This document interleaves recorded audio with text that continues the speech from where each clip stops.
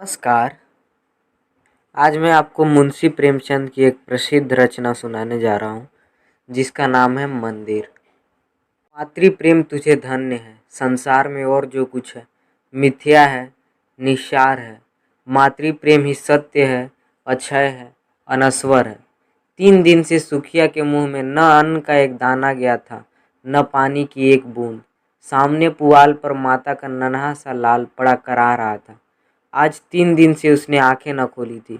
कभी उसे गोद में उठा लेती, कभी पुआल पर सुला देती।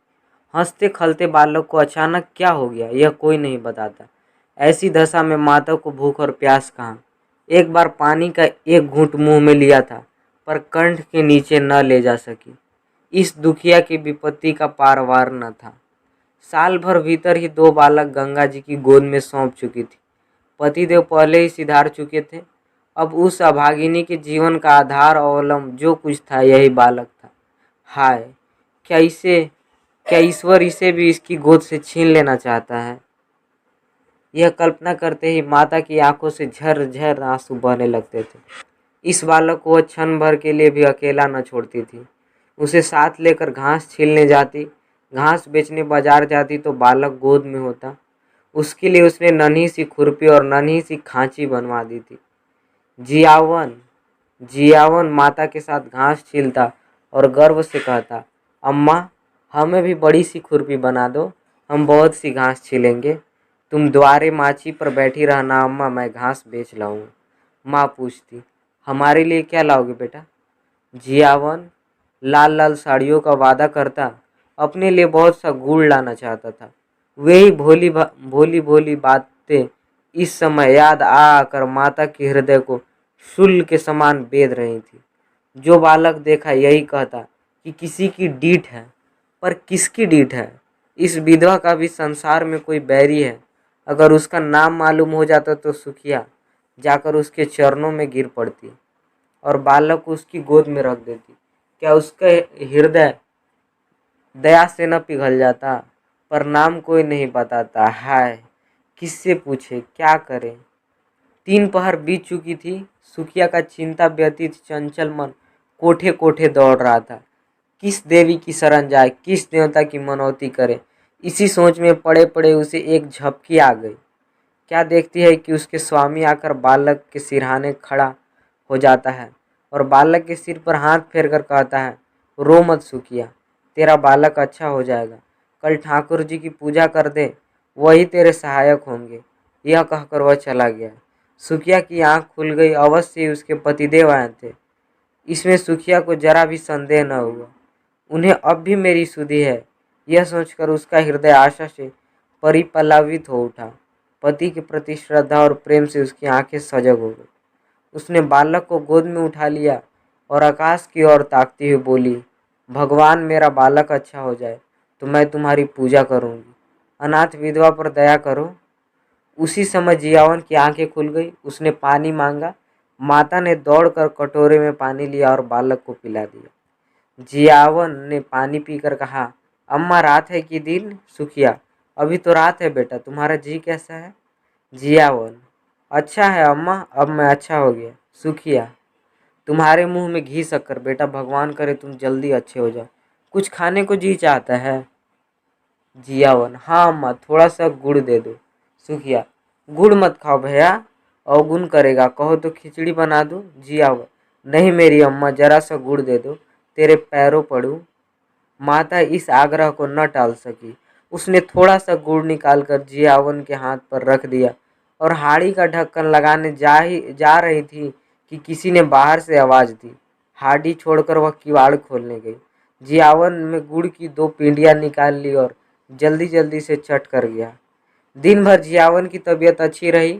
उसने थोड़ी सी खिचड़ी खाई। 2 एक बार धीरे धीरे द्वार पर भी आया और हमजोलियों के साथ खेल न सकने पर भी उन्हें खेलते देखकर उसकी जी बहल गया। सुखिया ने समझा बच्चा अच्छा हो गया। 2 एक दिन में जब पैसे हाथ में आ जाएंगे तो वह एक दिन ठाकुर जी की पूजा करने चली जाए। जाड़े के दिन झाड़ू बहारू, नहाने धोने और खाने पीने में कट गए। मगर जब संध्या का समय फिर जियावन का जी भारी हो गया तो सुखिया घबरा उठी। तुरंत मन में शंका उत्पन्न हुई कि पूजा में विलंब करने से ही बालक फिर से मुरझा गया है। अभी थोड़ा सा दिन बाकी था। बच्चे को लेटाकर वह पूजा का सामान तैयार करने लगी। फूल तो जमींदार के बगीचे में मिल गए, तुलसी दल द्वार पर ही था, पर ठाकुर जो के भोज के लिए कुछ मिष्ठान तो चाहिए, नहीं तो गांव वाले को बांटेगी क्या? चढ़ाने के लिए कम से कम एक आना तो चाहिए। सारा गांव छान आई, कहीं पैसे उधार न मिले। अब वह हताश हो गई। हाय रे अदीन, कोई 4 आने पैसे भी नहीं देता। आखिर उसने अपने हाथ के चांदी के कड़े उतारे और दौड़ी हुई बनिए की दुकान पर गई। कड़े गिरवी रखे, बतासे लिए और दौड़ी हुई घर आई। पूजा का सामान तैयार हो गया तो उसने बालक को गोद में उठाया और दूसरे हाथों में पूजा की थाली लिए मंदिर की ओर चली। मंदिर में आरती का घंटा बज रहा था। 10-5 भक्तजन खड़े स्तुति कर रहे थे। इतने में सुखिया जाकर मंदिर के सामने खड़ी हो गई। पुजारी ने पूछा, क्या है रे, क्या करने आई है? सुखिया चबूतरे पर आकर बोली, ठाकुर जी की मनौती की थी महाराज, पूजा करने आई हूँ। पुजारी जी दिन भर जमींदार के असामियों की पूजा किया करते थे और शाम सवेरे ठाकुर जी की। रात को मंदिर में ही सोते थे। मंदिर में ही अपना भोजन भी बनता था, जिससे ठाकुर द्वारे की सारी अस्तकारी काली पड़ रही थी। स्वभाव के बड़े दयालु थे, निष्ठावान, ऐसे कि चाहे कितनी ही ठंड पड़े, कितनी ठंडी हवा चले, बिना स्नान किए मुंह में पानी तक न डालते थे। अगर इस पर भी उनके हाथों और पैरों में मैल की मोटी तह जमी हुई थी तो इसमें उनका कोई दोष न था। पुजारी जी ने बोला, तो क्या भीतर आएगी? हो तो चुकी पूजा, यहाँ आकर भ्रष्ट करेगी? एक भक्तजन ने कहा, ठाकुर जी को पवित्र करने आई है। सुखिया ने बड़ी दीनता से कहा, ठाकुर जी के चरण छूने आई हूँ सरकार, पूजा की सब सामग्री लाई है। पुजारी, कैसी बेसमझी की बात करती है रे, कुछ पगली तो नहीं हो गई? भला तू ठाकुर जी को कैसे छुएगी? सुखिया को अब तक कभी ठाकुर द्वारे में आने का अवसर न मिला था। आश्चर्य से बोली, सरकार वह तो संसार के मालिक है, उनके दर्शन से तो पापी भी तर जाता है, मेरे छूने से उन्हें छूत लग जाएगी। पुजारी, अरे तू चमारिन है कि नहीं रे? सुखिया, तो क्या भगवान ने चमारों को नहीं सिरजा है? चमारों का भगवान कोई और है, इस बच्चे की मनौती है सरकार। इस पर वही भक्त महोदय जो अब स्तुति समाप्त कर चुके थे, डपट कर बोले, मार के भगा दो चुड़ैल को, भ्रष्ट करने आई है, फेंक दो थाली वाली। संसार में तो आप ही आग लगाई हुई है। चमार भी ठाकुर जी की पूजा करने लगे तो पृथ्वी रहेगी कि रसातल में चली जाएगी। दूसरे भक्त महाशय बोले, अब बेचारे ठाकुर जी को भी चमारों के हाथ का भोजन करना पड़ेगा। अब परलय होने में कोई कसर नहीं है। ठंड पड़ रही थी, सुखिया कांप रही थी और यहाँ धर्म के ठेकेदार लोग समय की गति पर आलोचनाएं कर रहे थे। बच्चा मारे ठंड के उसकी छाती में घुसा जाता था, किंतु सुखिया वहां से हटने का नाम न लेती थी। ऐसा मालूम होता था कि उसके दोनों पांव भूमि में पड़ गए हैं। रह रह कर उसके हृदय में ऐसा उद्गार उठता था कि जाकर ठाकुर जी के चरणों में गिर पड़े। ठाकुर जी क्या इन्हीं के हैं? हम गरीबों का उनसे कोई नाता नहीं है। ये लोग कौन होते हैं रोकने वाले?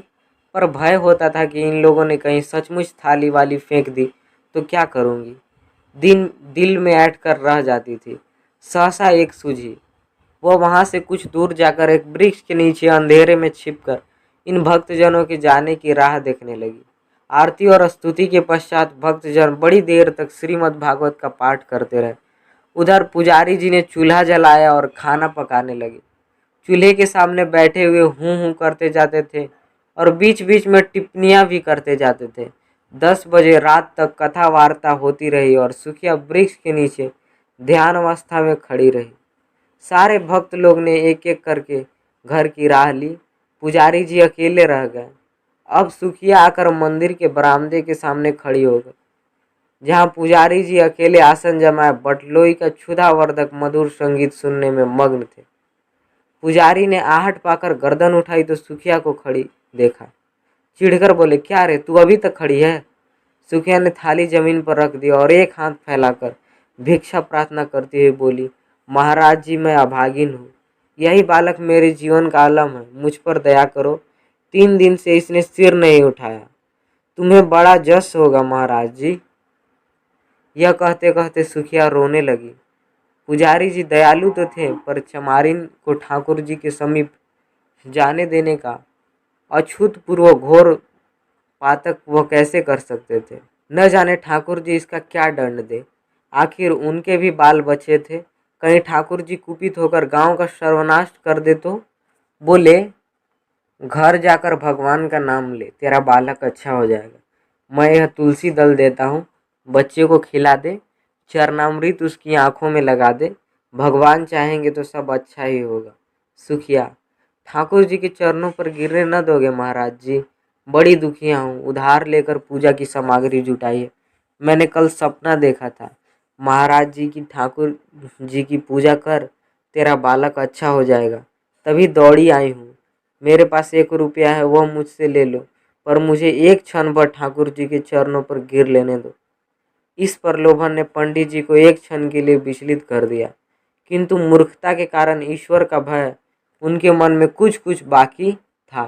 संभल कर बोले, अरे पगली, ठाकुर जी भक्तों के मन का भाव देखते हैं कि चरण पर गिरना देखते हैं। सुना नहीं है, मन चंगा तो कठौती में गंगा। मन में भक्त न हो तो लाखों कोई भगवान के चरणों में गिरे, कुछ न होगा। मेरे पास एक जंतर है, दाम तो उसका बहुत है, पर तुझे 1 ही रुपये में दे दूंगा। उसे बच्चे के गले में बांध देना, बस बच्चा कल खेलने लगेगा। सुखिया, ठाकुर जी की पूजा न करने दोगे। पुजारी, तेरे लिए इतनी ही पूजा बहुत है। जो बात कभी नहीं हुई वो आज मैं कर दूं और गांव पर कोई आफत विफत आ पड़े तो क्या हो, इसे भी तो सोचो। तू यह जंतर ले जा, भगवान चाहेंगे तो रात ही भर में बच्चे का कलेश कट जाएगा। किसी का डीठ पड़ गई है भी तो चोंचला, मालूम होता है छतरी वंश है। सुखिया, जब से इसे ज्वर है मेरे प्राण नहों में समाये हुए हैं। पुजारी, बड़ा होनहार बालक है, भगवान इसे जिला दे तो तेरे सारे संकट हर लेगा। यहाँ तो बहुत खेलने आया करता था, इधर 2-3 दिन से नहीं देखा था। सुखिया, तो जंतर को कैसे बांधूंगी महाराज। पुजारी, कपड़े में बांध कर देता हूँ, बस गले में पहना देना। अब तू इस बेला में नवीन वस्त्र कहाँ खोजने जाएगी।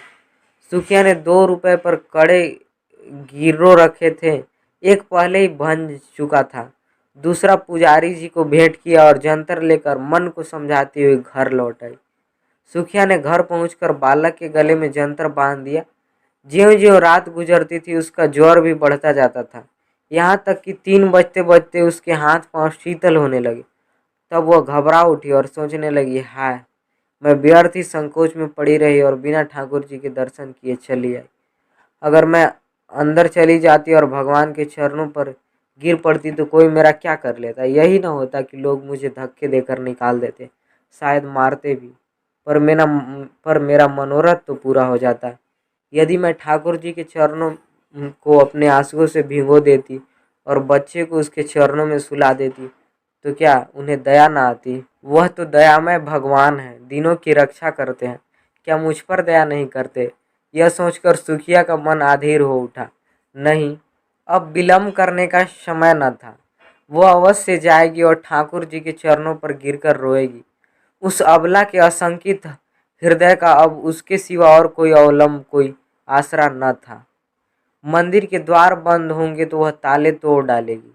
ठाकुर जी क्या किसी के हाथों बिक गए हैं कि कोई उन्हें बंद कर रखे। रात के 3 बज गए थे।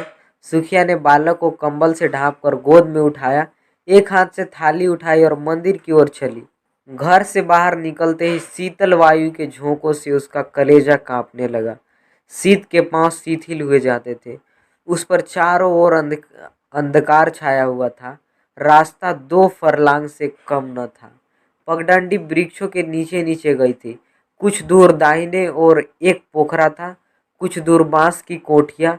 पोखरे में एक धोबी मर गया था और बांस की कोठियों में चुड़ैल का अड्डा था। बाईं ओर हरे भरे खेत थे। चारों ओर सन सन हो रहा था। अंधकार शाय शाय कर रहा था। सहसा गीदड़ के कर्कश स्वर में हुआ हुआ करना शुरू किया। हाय, अगर कोई उसे 1 लाख रुपया भी देता तो इस समय वह यहाँ न आती। पर बालक की ममता सारी शंकाओं को दबाए हुई थी। हे भगवान, अब तुम्हारा ही आसरा है। यह जपती हुई वह मंदिर की ओर चली जा रही थी। मंदिर के द्वार पर पहुंचकर सुखिया ने जंजीर टटोल कर देखी, ताला पड़ा हुआ था। पुजारी जी बरामदे से मिली हुई कोठरी में किवाड़ बंद किए सो रहे थे। चारों ओर अंधेरा छाया हुआ था। सुखिया चबूतरे के नीचे से एक ईंट उठा लाई और जोर जोर से ताले पर पटकने लगी। उसके हाथों में न जाने इतनी शक्ति कहाँ से आ गई थी।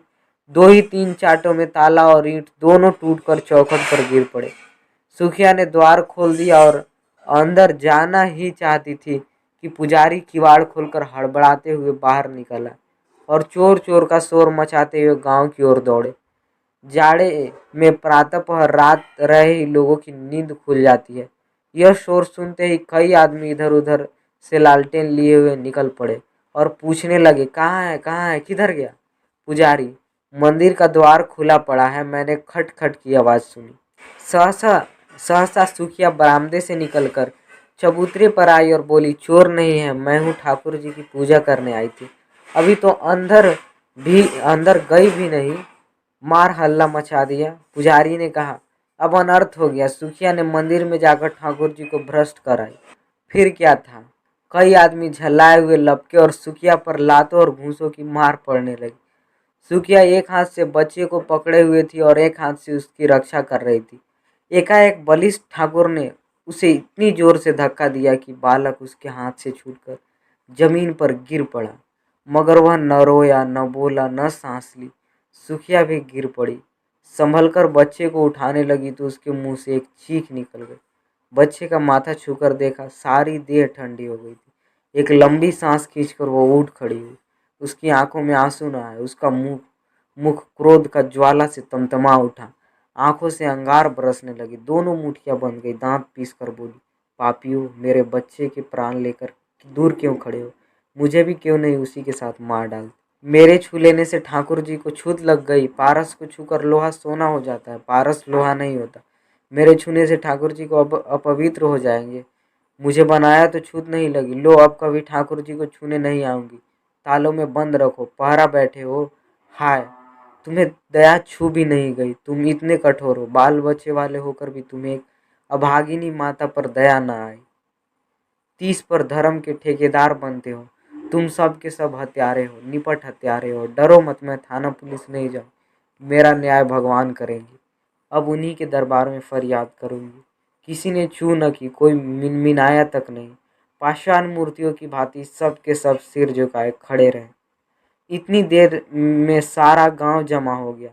सुखिया ने एक बार फिर बालक के मुंह की ओर देखा। मुंह से निकला, हाय मेरे लाला। फिर वो मूर्छित होकर गिर पड़ी। प्राण निकल गए।